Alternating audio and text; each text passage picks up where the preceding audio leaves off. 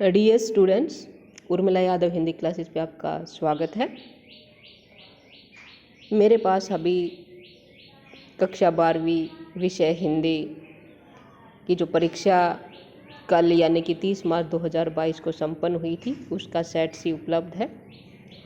हालांकि सभी बच्चों ने अपने आंसर चेक कर लिए होंगे, लेकिन मेरे विद्यार्थियों ने मुझसे कहा कि मैम आप एक बार इसको हल करवाइए, तो मैं यहाँ इसको हल करवाने जा रही हूँ।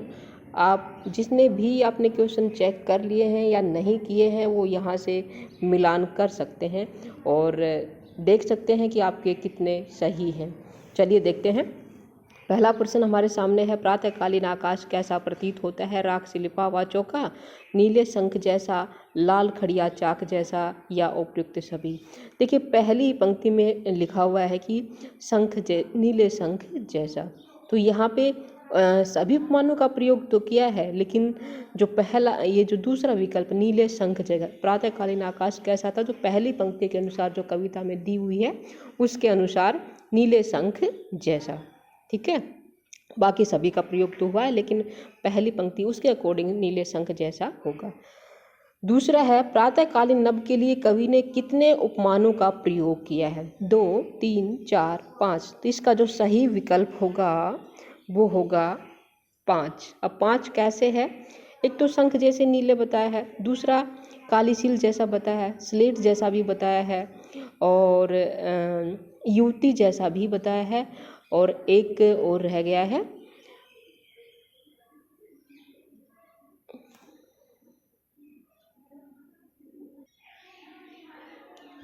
जो पांचवा क्या हो, खड़िया चाक। ठीक है, चाक जैसा भी बताया है। तो कितने उपमान हो गए? 5 उपमान हो गए हैं। मैं हूँ किसके हित चिंचल, ये प्रश्न पैरों को कैसा कर देता है? दिन जल्दी जल्दी ढलता है कविता से है, और ये प्रश्न पैरों में स्थिरता भर देता है। ठीक है, चलिए अगला देखते हैं क्या है। मिलान कर लीजिएगा और साथ ही बताइएगा, कमेंट बॉक्स में लिखिएगा कि कितने सही हैं, अवश्य लिखिएगा। नीड़ों से झांक रहे बच्चों का ध्यान चिड़िया के पैरों में क्या भर देता है? विहिलता, चंचलता, स्थिरता, गतिशीलता। यहाँ चिड़िया के पैरों में चंचलता भर जाती। दूसरा विकल्प सही है, चंचलता। कैमरे में बंद अपाहिज के होठों पर क्या है? मुस्कुराहट है, कसमसाहट है, कसावट है, बनावटीपन है। क्या है? कसमसाहट। दूसरा विकल्प सही है।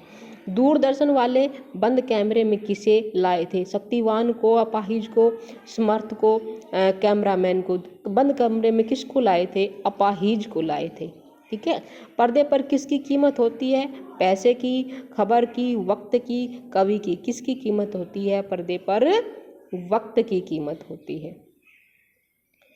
शहर स्वीकारा है कि कवि के दिल में क्या बहता है?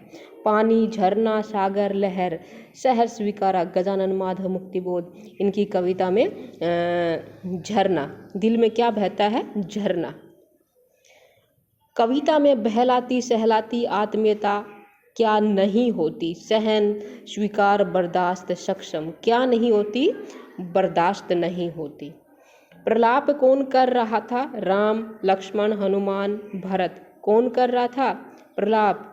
राम कर रहा था, यानी कि विलाप। ठीक है, क्या होगा? क्या विकल्प सही है? प्रलाप, राम। ठीक है, जब लक्ष्मण मूर्छित हो जाते हैं तो राम जो विलाप प्रलाप करते हैं उनके वियोग में, उनके मूर्छित होने पर, तो उसी का जिक्र हुआ है। जो स्थिति पंख के बिना चिड़िया की है, वही स्थिति राम की कैसी है? सीता के बिना, लक्ष्मण के बिना, भरत के बिना, हनुमान के बिना। जो स्थिति पंख के बिना चिड़िया की है, वैसी स्थिति लक्ष्मण के बिना राम की है। क्या हो जाएगा? लक्ष्मण के बिना। लक्ष्मण उसका भाई है ना राम का, तो जब मूर्छित हो गए तो उसके बगैर विलाप कर रहे हैं, कि बोल रहे हैं कि जैसे पक्षी पंख के बिना विहीन होता है, वैसे मैं तुम्हारे बिना विहीन हो गया, भाई के बिना विहीन हो गया हूँ। चलिए अगला देखते हैं। अगला है, फिराक किस पर सदके जाते हैं? मीत की आवाज़, मन की आवाज़, प्रेम की आवाज़, शायरी की आवाज़। तो किस पे सदके जाते हैं? शायरी की आवाज़ पे। क्या हो जाएगा? शायरी की आवाज़ पे। सांप का जीवन किसके बिना असंभव है? मणि, सपेरा, दूध, करी। ये सेट बी में भी आया था ये क्वेश्चन। तो सांप का जीवन किसके बगैर है? मणि के बिना। पक्षी का पंख के बिना। हाथी का सूंड के बिना। समाचार लेखन की कौन सी शैली सबसे प्रभावशाली है? सीधा पिरामिड, उल्टा पिरामिड, संपादकीय, इंट्रो। समाचार लेखन की सबसे प्रभावशाली शैली है उल्टा पिरामिड, जिसमें क्लाइमेक्स सबसे पहले आता है, उल्टा पिरामिड शैली। पत्रकार किस किस प्रकार के होते हैं? पूर्णकालिक, अंशकालिक, फ्रीलांसर। उपयुक्त सभी, बिल्कुल तीनों होते हैं। क्या हो जाएगा? उपयुक्त सभी। भारत का पहला छापाखाना कब खोला गया? भारत का पहला छापाखाना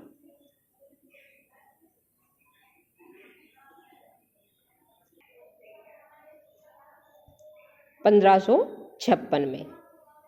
अखबार की आवाज़ किसे माना जाता है? संपादकीय पृष्ठ को, खेल पृष्ठ को, राजनीति पृष्ठ को, आर्थिक पृष्ठ को। संपादकीय पृष्ठ को अखबार की आवाज़ माना जाता है। बख्तिन का विवाह किस गांव में हुआ था? झूसी की रहने वाली थी और हंडिया गांव में उसका विवाह हुआ था। चलिए अगला देखते हैं। बख्तिन का गोना किस उम्र में हुआ था? 5 वर्ष की अवस्था में उसका विवाह हुआ था और 9 वर्ष की अवस्था में उसका गोना हुआ था।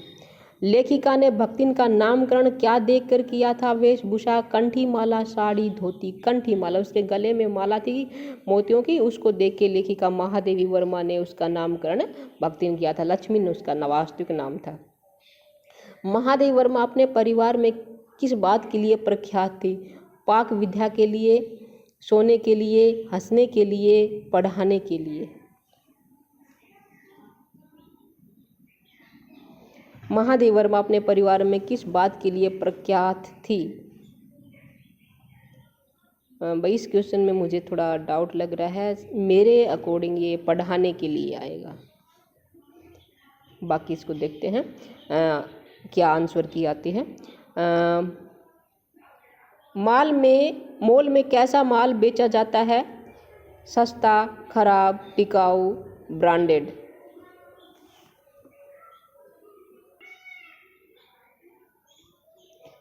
ब्रांडेड। चूर्ण बेचने वाले लोग क्या कहते हैं? चूर्ण बेचने वाले को लोग क्या कहते हैं? भक्त जी। क्या कहते हैं? भगत जी। बारदार दर्शन पाठ के लेखक कौन है? जैनेन्द्र कुमार। इंद्रसेना किस महीने में निकलती थी?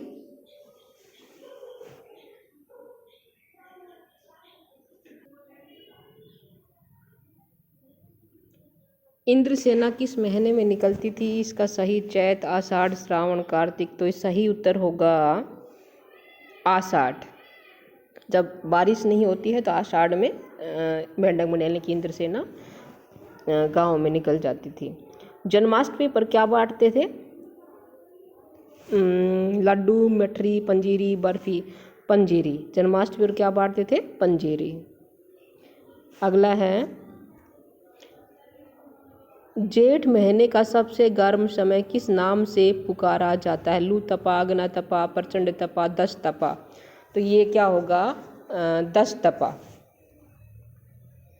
काला खां क्या कहकर अपने प्रतिद्वंदी पर टूट पड़ा था? या अली, आली, या अल्लाह, जय हो। तो क्या कहकर टूट पड़ता था? आली। ठीक है। लुट्टन के कितने बेटे थे? 2 बेटे थे। फ्रांसीसी क्रांति में कौन सा शब्द विवाद का विषय बन गया? समता। संधि के कितने भेद होते हैं? स्वर संधि के भेद। स्वर संधि के 5 भेद होते हैं। कौन कौन से? दीर्घ संधि, गुण संधि, यण संधि, वृद्धि संधि, आयादी संधि। संधि विच्छेद कीजिए दिग्गज का, तो क्या हो जाएगा? दिक् प्लस में गज। दूसरा विकल्प सही है, दिक् प्लस में गज। संधि कीजिए उत प्लस में छवास, क्या होगा? उच्च छवास। गै विकल्प सही है इसका। अगला है, जिस समास में पहला पद अव्यय हो वह क्या होता है? पहला ही पद अव्यय होगा तो क्या हो जाएगा? अव्ययभाव समास। नील गाय किस समास के अंतर्गत आएगा? नीली है जो गाय। कर्मधारय समास। विशेष से विशेषण का संबंध है। युधिष्ठिर का समास विग्रह क्या होगा? युद्ध में स्थिर, युद्ध का स्थिर, युद्ध है जो स्थिर, युद्ध प्लस में स्थिर, युद्ध में स्थिर, अधिकरण तत्पुरुष समास। उपमा अलंकार के कितने अंग होते हैं? 4 होते हैं। साधारण धर्म, वाचक शब्द, उपमेय और उपमान 4 होते हैं उपमा अलंकार के अंग। जहाँ एक ही शब्द के एक से अधिक अर्थ निकले वहाँ क्या होता है? श्लेष अलंकार। एक से अधिक अर्थ निकले क्या होता है? श्लेष अलंकार। चरण कमल बंधो हरिराय में अलंकार कौन सा है? चरण रूपी, कमल रूपी चरण, तो क्या हो जाएगा? रूपक अलंकार। सही वाक्य कीजिए। तुम तुम्हारे घर जाओ, तुम अपने घर जाओ, तुम जाओ घर जाओ तुम अपने, तुम घर तुम जाओ अपने जाओ, तुम अपने घर जाओ। क्या विकल्प सही है? तुम अपने घर जाओ। ठीक है, तो ये था सेट सी और आपने मिलान कर लिए होंगे। बताइएगा अवश्य कि कितने आपके ठीक हुए। चलिए, आपके अच्छे मार्क्स आए, इसी उम्मीद के साथ मैं इस वीडियो को समाप्त कर रही हूँ।